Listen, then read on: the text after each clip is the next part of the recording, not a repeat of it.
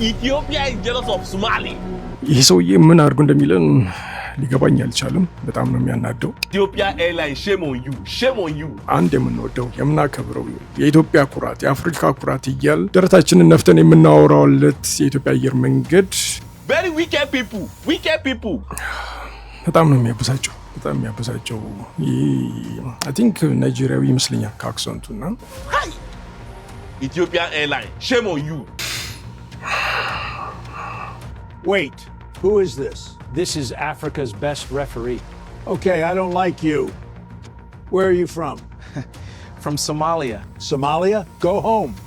Omar Artan is making history again, yeah? This man, he cannot be stopped, man. Welcome to Johnny TV, and let's dive in. በዚህ አጋጣሚ ቲክቶክ ላይ ያላችሁ እስቲ ቪዲዮውን ላይክ ኮፒ ሊንክ በማድረግ ምናልባት ፎሎ ያላረጋችሁም ካላችሁ ፎሎ በማድረግ እንድታበረታቱኝ ጠይቃለሁ። ዩቲዩብ ላይ ያላችሁም እንደዚሁ ላይክ እና ሼር በማድረግ ሰብስክራይብ በማድረግ ፌስቡክ ላይም እንደዚሁ ላይክ እና ፎሎ በማድረግ እንድታበረታቱኝ የተለያዩ ፕሮግራሞችን ለህዝብ ይጠቅማሉ የምላቸውን ነገሮች ይዤ በሰፊው እየመጣሁ ነውና የእናንተን ጥቂት የሆኑ እርዳታዎች እፈልጋለሁ። ወደ ገድለው ለ2026 ዓለም ዋንጫ ወደ አሜሪካ መግባት ተከልክሎ የነበረው ሶማሊያዊ ዳኛ ኦማር አርታን በዓለም እግር ኳስ ታሪክ አዲስ ምዕራፍ ከፍቷል። ኦማር አርታን በነገው ዕለት በፓሪስ ሴን-ጀርሜን እና በአስቶን ቪላ መካከል በሚደረገው የዩኤፋ ሱፐር ካፕ ፍጻሜ ጨዋታ ላይ የመጀመሪያው አውሮፓዊ ያልሆነ ዋና ዳኛ በመሆን ጨዋታውን ይመራል። ከትላንትና ጀምሮ እንግዲህ የሶማሊያዊው ዳኛ ነገ በሚካሄደው የዩኢኤፍኤ ሱፐር ካፕ የፍጻሜ ጨዋታ እንዲያጫውቱ መመረጣቸውን ተነግሮ እንግዲህ ጉዳዩ በጣም አነጋጋሪ ሆኗል። የዚህ ሰውዬ በነገው ጨዋታ ማጫወት አነጋጋሪ ሆኖ ደግሞ ባለፈው በአሜሪካ ተካሂዶ በነበረው የፊፋ 2026 የዓለም ዋንጫ ላይ እንደዚሁ ጨዋታ እንዲዳኙ ተመርጠው የነበረ ቢሆንም ግን እነ ትራምፕ እምቢ በማለታቸው እና ቪዛ በመከልከላቸው እኚህ ሰው ከበር እንዲመለሱ ተደርጓል። በዚህ ጉዳይ በጣም ብዙዎች አዝነዋል። ብዙዎች በጉዳዩ ላይ በጣም ብዙ ተችተዋል፣ ነቅፈዋልም። ነገር ግን ያው ምንም መፍትሄ ማድረግ ባለመቻሉ ሰውየው እንግዲህ ወደ መጡበት ተመልሰዋል እና በዛ ጉዳይ ሰዎች ብዙ አዝነዋል። ስለዚህ የኚህ ዳኛ በነገው ጨዋታ ላይ እጅግ በጣም ካሳ በሚመስል መልኩ እንዲዳኙ መደረጋቸው ባለፈው በአሜሪካ የተፈጸመባቸውን ነገር በማሰብ ብዙዎች በጣም ደስ ብሏቸዋል። እኛም እንደ አፍሪካዊ እንደ አንድ ጥቁር እንደ ጎረቤትም የኚህ ሰው ስኬት የሁላችን ስኬት ነውና ደስ ይላል። በደልን የምንደግፍ ሰዎች አይደለንምና በዚህ ሰውዬ ስኬት በጣም ደስ ብሎናል። ነገር ግን ከዚህ ጋር ተያይዞ እየተነሳ ያለው ነገር እኛንም ጉዳይ የሚነካ ነው። በተለይም የኢትዮጵያ አየር መንገድን በጣም ስም የሚያጠለሹ ነገሮች እየተነገሩ ነውና ያ ጉዳይ ነው ለዚህ ቪዲዮ የዳረገኝና ምን ያህል ብዙዎቻችሁ እንደሰማችሁ አላቅም። እኚህ ሰው በትላንትናው ዕለት አዲስ አበባ እንደነበሩና ምናልባትም ወደ ጀርመን ፍላይት ነበራቸው። ምን እንደተፈጠረ አላቅም። ከአንዳንድ ዶክመንት ችግር ጋር ተያይዞ ሊሆን ይችላል ብዬ አስባለሁ። ወደ ጀርመን የሚሄዱበት ሰዓት ተራዝመው ለ12 ሰዓታት በኢትዮጵያ ተንከራተዋል የሚል ነገር አለና ይህንን ጉዳይ የኢትዮጵያ አየር መንገድ ሆነ ብሎ ነው ይህንን ጉዳይ ያደረገው። ኢትዮጵያ በሶማሊያውያን ይቀናሉ በጣም ዊክድ እንደዚህ እያለ ይሄ የምታዩት ይመስለኛል ናይጄሪያዊ አክቲቪስት ነውና ወይንም ደግሞ የሶሻል ሚዲያ ሰው ነው። ጉዳዩን በጣም እያራገበ እያጮኸ ነው ያለው። ሼም ኦን ዩ ምናምን አይነት ነገር የሚሉ ቪዲዮዎች እየሰራ ነውና ምንድነው የተፈጠረው? የኢትዮጵያ አየር መንገድ ይህን ጉዳይ አለባብሶ ማለፍ ያለበት አይመስለኝም። እንግዲህ ይህ የኢትዮጵያ አየር መንገድ የምንኮራበት የአፍሪካ ኩራት ነው የምንለው ነው። ብዙዎችም ጥሩነቱን፣ ዘመናዊነቱን፣ መልካምነቱን ጥሩ ነገሩን የሚያወሩለት ይህ የኢትዮጵያ አየር መንገድ ከኚህ ሰውዬ ጋር ተያይዞ እየተነሳበት ያለውን የስም ማጥፋትና ትችት አይ ቲንክ አድሬስ ማድረግ ያለበት ይመስለኛል። የተፈጠረ ችግር ምናልባት እውነትም ከዶክመንት ጋር ተያይዞ ከሆነ ትክክለኛ ሪዝን ሊኖር ይችላል። ስለዚህ ይህን ሪዝን ማቅረብ ያለበት ይመስለኛል። በዚህ ሰዓት እኚህ ሰው በጣም መነጋገሪያ ናቸው። ትልቅ የሆነ ስም አዳብረዋል። ከዚህ የተነሳ የእኚህ ሰው ጋር ተያይዞ የሚነሳ የስም ማጥፋት በኢትዮጵያ አየር መንገድ ላይም ጥሩ ያልሆነ ጠባሳ ሊጥል ይችላልና የተፈጠረው ነገር በግልጽ ማስረዳት ያለበት ይመስለኛል። ደግሞ ለእንደዚህ አይነት የሶሻል ሚዲያ ሰዎችም ምቹ የሆነ ነገር መፍጠሩ ጥሩ አይመስለኝም። እንግዲህ የአሁኑ የሶሻል ሚዲያ ዘመን ሰዎች የሆነች ትንሽ እውነት ይዙና ብዙ ውሸት ጨማምረው ነገሩን በማራገብ ለማስፋትና ተጽዕኖ ለመፍጠር በዛውም እንግዲህ ለራሳቸው ገቢ የመሰብሰብ ነገር አለ።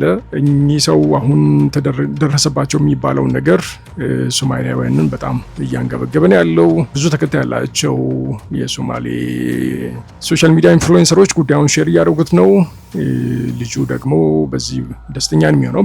ግን የአየር መንገዳችንን ስም ሲጠፋ ደግሞ እኛ ዝም ማለት ያለብን አይመስለኝም እና እንደኔ አየር መንገድ በዚህ ጉዳይ ላይ ማብራሪያ ቢሰጥ ጥሩ ይመስለኛል። በእርግጠኝነት ያልሆነ ምክንያት ወይንም እነሱ እንደሚሉት በቅናት ወይ በክፋት በተንኮል ይህን ነገር ያደርጋል ብዬ አላስብም።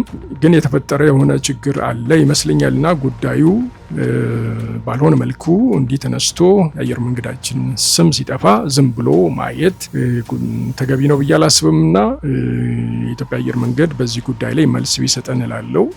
የሰውየው ስኬት እንዳለ ሆኖ ነገር ግን እኛም ስማችን ሲጠፋ ዝም ብለን ማየት የለብንም። ይሄ ጉዳይ ደግሞ ነገ ከነገ ወዲያ ለሌሎችም አፍ ሊዳርገን ይችላል ብዬ አስባለሁ። እንግዲህ በኢትዮጵያና በሶማሌ መካከል ያልተረጋጋ ነገር ነው ያለው። የሆነ ዘመን ጥሩ ይሆናል፣ መልሶ ይበላሻል። በዚህ የተነሳ እነሱም ትንሽ ሰበብ እየፈለጉ የእኛን ስም ማጥፋት፣ ማጠልሸት እንደዛ አይነት ነገር አለ።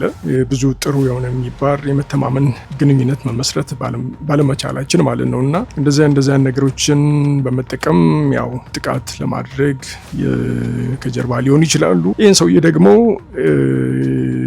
ሶማሌን ብቻ ሳይሆን እነ ግብጽም ይኖራሉ። የኢትዮጵያን ስም መጥፋት የሚፈልጉ በሙሉ የተለያዩ የገንዘብ ስጦታዎችን በመስጠት የተለያየ ትኩረትን ለልጁ በማድረግ ሞር እንዲያወራ ሞር አላል የተለያዩ የስም ማጥፋት ዘመቻዎች እንዲያደርግ ከኋላ የሚሰራ ስራ ሊኖር ይችላል እና ይሄ ነገር ብዙ ሳይራገብ ብዙ ሳይሄድ በጊዜ መልስ መሰጠት ያለበት ይመስለኛል። ጉዳዩ በጣም ነው የሚያበሳጨው።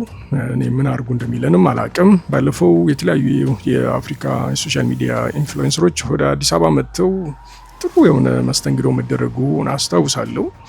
እነዛ ነገሮች የኢትዮጵያን ስም እንዲሁም የአየር መንገዳችንንም ሆነ በአጠቃላይ ስለ ኢትዮጵያ መልካም ነገር እንዲወራ መንግስት ጥረት እያደረገ ነው ያለው። የተለያዩ ታዋቂ ተጫዋቾችንም እንደዚሁ አምጥተው እንደዚሁ አይነት ነገር ለመስራት ተሞክሮ ነበር እና ያ ነገር ጥሩ ሆኖ ሳለ በእንደዚህ አይነት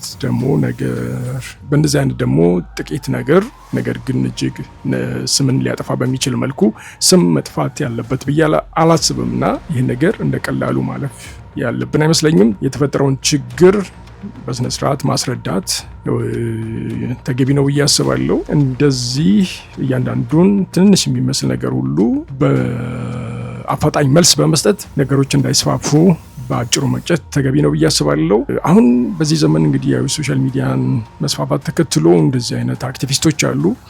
ህዝብን በመከፋፈል ለአንዱ ወግነው በመጮ ሌላውን ህዝብና ሌላውን አካል በማዋረድ የራሳቸውን ገንዘብ የራሳቸውን ኪስ ለመሙላት የሚሯሯጡ አክቲቪስቶች ከቅርብ ጊዜ ወዲያው እየሰፉ ነው ያለው። ወደ ኢትዮጵያም አሁን እየመጡ ያሉ የተለያዩ አክቲቪስቶች መልካም ነገር የመስራታቸውን ያህል ነገር ግን ለጠላቶቻችንም ምቹ ሁኔታ የመፍጠር ነገር ይኖራል ብዬ አስባለሁ። ከጠላቶቻችን አንዳንድ የገንዘብ እርዳታ ቢደረግላቸው፣ አንዳንድ ፕሮፓጋንዳ ቢነገራቸው ኢትዮጵያ ላይ ተገልብጠው ስም የማጥፋት ነገር ማድረግ የሚቀር አይመስለኝም።